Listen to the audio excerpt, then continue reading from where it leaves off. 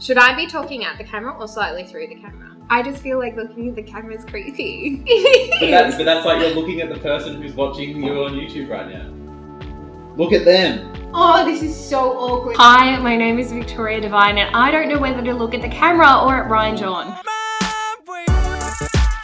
My name is Victoria Devine and I am a financial advisor and founder of She's on the Money.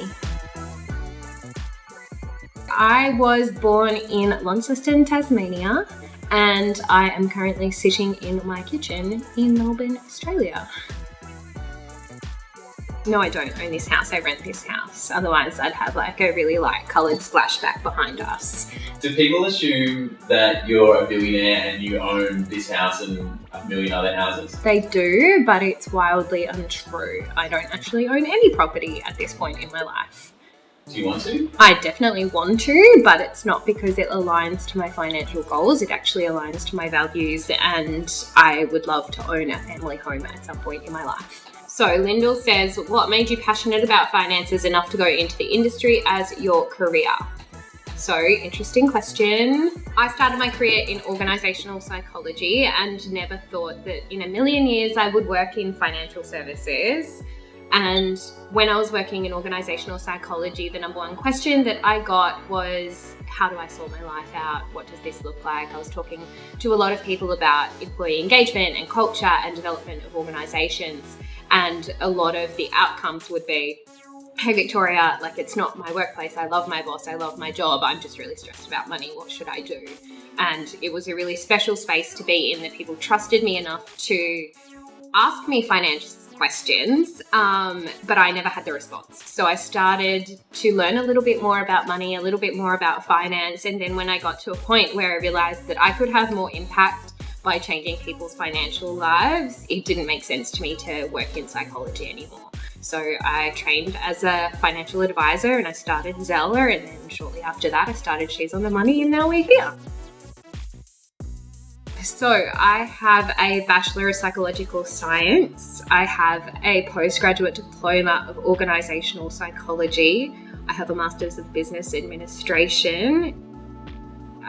What else do I have? I have an advanced diploma of financial advice. No, an advanced diploma of financial planning. And I'm about to start a Master's of Applied Finance. Yay! Just a few. So I don't know how I organise my life. It's still a shock to me that I managed to fit so many things in, and I think that I look a lot more put together than I often am. I still use paper diary, so I actually write out everything that I'm doing that week in a weekly journal planner, and I often schedule things far in advance. That way, birthdays, Christmases, life, workouts, exercise, time with my partner, literally everything. And then for work meetings, I use my Google Calendar, and that is always like the holy grail. Can I answer the phone? Hiya. Yeah, look, sorry, I'm making a YouTube video and I've got to go. I don't know what I look like. Should I put more makeup on? Is this a thing?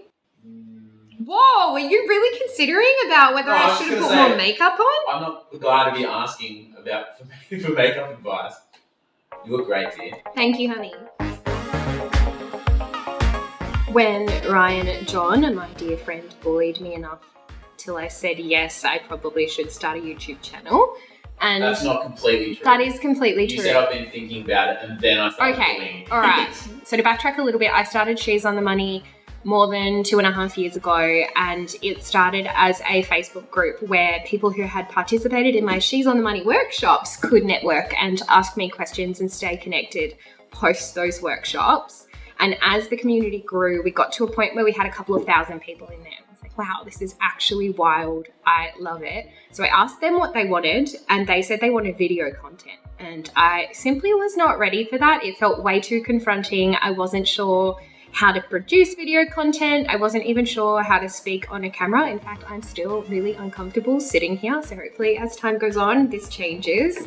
And so I said no to that, and somebody else suggested a podcast. So I pursued that, created a podcast, and since then we've still been asked to produce video content because I think it's a really great way of being able to visualize, one, me, because I think that it's important to put a face to a voice, but then two, I feel like it'll be really exciting to be able to put like budgeting and finance tips together with really cool visuals that you guys are able to see and actually construct and put together and, you know, use in your everyday life. And for me, I've always watched a lot of YouTube videos ever since I was 16 and watched hair and makeup tutorials. And at some point I had a really exciting makeup collection because I thought I was going to be a makeup YouTuber. I mean, I never pursued that, but you know, I just thought I'd fit in there.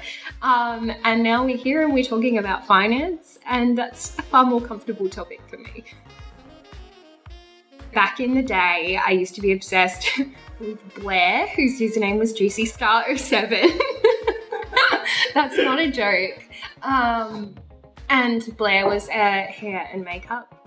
I would call her an influencer now, but she was a hair and makeup YouTuber.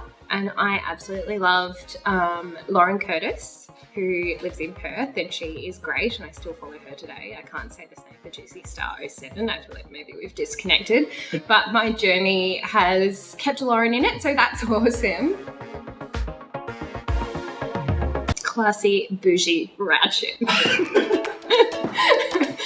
I don't know how to explain it in 3 words, if I'm honest. I feel like I've had a really good financial education growing up from my parents, but I didn't actually listen to it when I was in my late teens and early 20s. So potentially, like maybe 3 words that explain my journey would be dysfunctional, educated, and empowered now, because we've gone from dysfunctional to empowered, and that's really exciting. Oh my gosh, 10 years from now? I don't know. I think it's not going to be a thing. It'll just be like a movement. It'll be all these super empowered women who are financially savvy, and like how cool will it be 10 years from now to just be like, hey, like I've been, you know, part of the She's on the Money community for 10 years and like I'm on my way to financial freedom and I'm not in debt, and like we already have literally thousands of women who are debt free because of this. Imagine the impact over 10 years, like, so good. How does it feel when someone messages you and says, hey Victoria, I did what you said and now I'm debt free? I haven't gotten over it. Maybe one day? No, I don't think I ever will get over it. It like hits me in the chest. Like I'm so wildly proud, and I get so emotional over some of them. Like we have, you know, really beautiful comments on Instagram, really beautiful DMs, but then sometimes people will take a big part of their day to write us a long, lengthy, you know, 500-600 word email about what we've done for them, and I've never met them. They've just been inspired by other women in the community, and I think that that's really cool. We got one last week of a woman who was in $137,000 worth of personal debt, and over the last 18 months since, you know, being in the Facebook group, she's gotten out of that debt completely and changed her entire life. And like, I think I cried like maybe every hour for like a day. Not because I'm upset by it, like I just am so proud and don't know how to say thank you. Like, it's strange. Well, how do you say thank you? I don't know. Create more content to impact more people. Like, I didn't ever think that I'd be sitting in front of a video camera. Like, this is not where I thought my career would take me, but knowing the impact we can have, like, how cool is that? Speaking of you crying. Oh my God, I cry all the time. Well, everyone sees you as this fearless leader boss who's got it all together. How often do you cry? Oh my God, like at least once or twice a week. It depends on what the week is. Like, what did I cry over last? Like, probably a movie or even an ad. Has anyone seen those TLC? Is it TLC in ads? No, the TAC ads. Like, oh my God, the road traffic ads. Like, I'm done, I'm out. What's the lamest thing that's made you cry? How cute my cat was when I met him for the first time. Like, that was really recently. I just got a new kitten, Henry. He is 12 weeks old now, and I met him when he was 10 weeks old, so he's been in our little family for 2 whole weeks. And the breeder, like, passed him to me and I just broke down. I was done. He was just really cute. What you doing, little friend? Hi. Oh, Willie! Girl with the hot pink bag asks more cat content, please. Do you like Henry? No. So do they not like each other? Bailey gets jealous when I hold Henry. Is it true you have a cleaning schedule? If so, can we see it? I feel personally victimised by Ryan John here, but yes, I do have a cleaning schedule and it's colour coded. Show us on the laptop. I showed you this in confidence. This is my cleaning schedule. We have daily tasks, weekly tasks, fortnightly, monthly, bi-monthly and annual. Do you think this helps your life or does it make you crazy? No, it makes me crazy. A lot of people actually asked me, are you financially free? And if not, what does financial freedom mean to you? And I thought that was actually a really good question because people assume that maybe I am because I'm so passionate about it, when in reality, I'm absolutely not financially free just yet. I am on exactly the same journey as so many people in our community. I am working my butt off to establish myself and create financial freedom. And to me, financial freedom means creating assets that produce enough income for me each and every single year to support my lifestyle without me having to go to work. So no, I'm not at that stage yet. I'm happy with the income that I have because I feel like it's really helping me create that financial freedom in the future, like hopefully before the age of 65. But a lot of the money that I actually have at the moment is going back into She's on the Money and back into Zella and really building my businesses at the moment because for me, that's my biggest investment. When you hire people to work for you, what's the main thing that you look for? Cultural fit.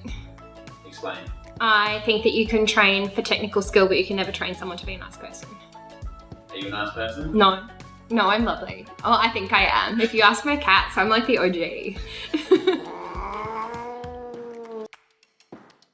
We met on Tinder. Really? Yeah. Like we met for a date and the date was really good and then now we live together. So it must have been all right. How long between like a first Tinder date and you guys, being a couple, when did it become official? I think it was honestly, this is the strangest thing I've said publicly, probably like 3 weeks. It was like 0 to like go in a very short period of time. When you know, you know. Thank you for taking the time to watch our video. I am so excited that you are here and that we are now creating content. I don't know really where this is going or how many videos we are going to create, but if you have any ideas, pop them down below in the comment section and we will start creating more content for you all. Do you know, now that you're on the screen, where the subscribe button is? Like you would point to it? Yeah, like the subscribe button. Yeah, but where is it? I don't know. Which, like and subscribe. Like and subscribe. Do not use that.